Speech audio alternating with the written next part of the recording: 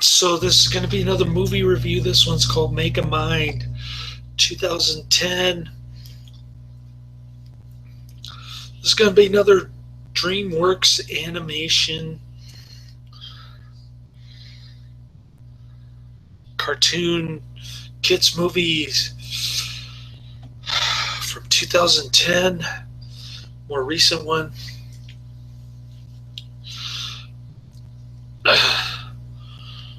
I'd have to say this is one of the better kids movies. Cartoon kids movies is one of my most hated genres. Right down there with chick flicks. I just saw one chick flick and one kids cartoon movie with another kids cartoon movie kind of sandwiched in between Logan's Run. So, at least I got a break with Logan's Run, but I'm getting this one 3 out of 5 stars. Like I said, it's good for a kids movie, but overall, I'm only giving it 3 out of 5 stars. I think it gets a little bit higher rating on IMDb. It's kind of an offbeat, a lot of plot twists, that kind of thing.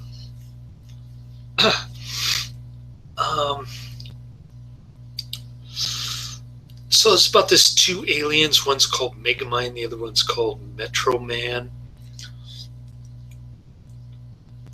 The Metro Man grows up in a kind of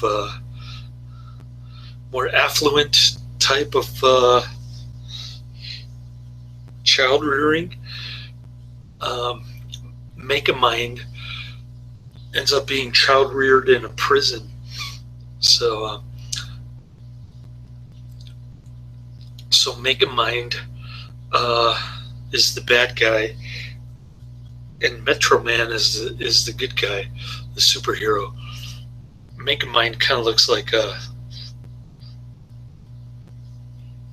he kind of looks like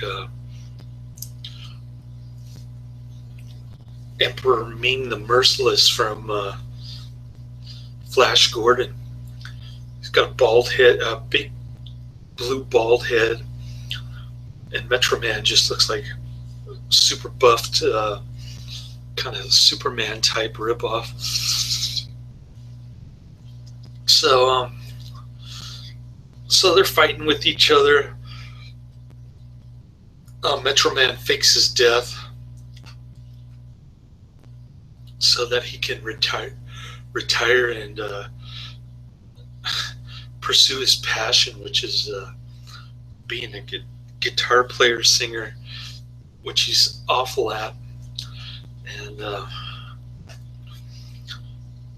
so Megamind controls the city now.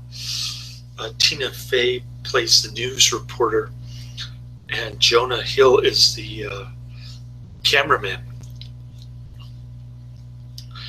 And the cartoon character looks almost exactly like Jonah Hill in real life, but he's got this kind of poofy hair. Looks ridiculous.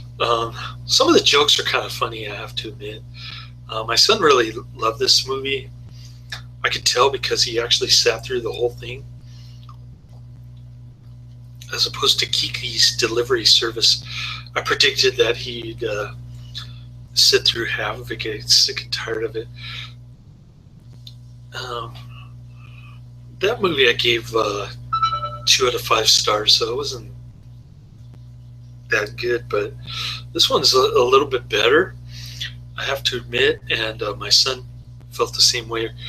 I'm starting to feel like we both have similar tastes in terms of kids movies.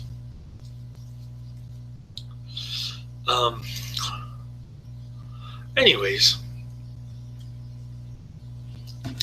getting back to the story. So after Metro Man faked his death and Megamind controlled the city, now Megamind is bored. He's got nothing to do. Even though he controls the city, he's got no villain to fight. Kind of like Batman and Joker relationship, that kind of thing. And And so he's got this ray gun. He gets Megamind's DNA from the dandruff on his cape. He puts it in this ray gun thing. Megamind is super smart. He knows how to make all kinds of gadgets and stuff.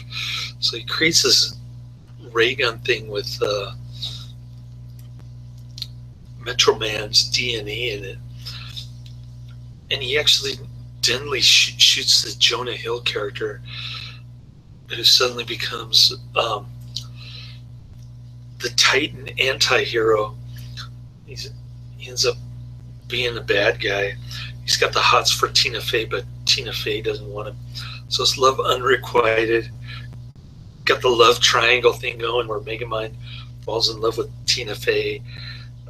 Megamind ends up becoming a good guy. And the Jonah Hill Titan character is the bad guy. And Metro Man is retired. So that's about the long end and the short end of it. I mean, like I said, cool plot twist, kind of clever for a kids movie. There are some good jokes in there, kind of funny. Will Ferrell has kind of a funny voice, but they probably could have hired some other people to be even funnier.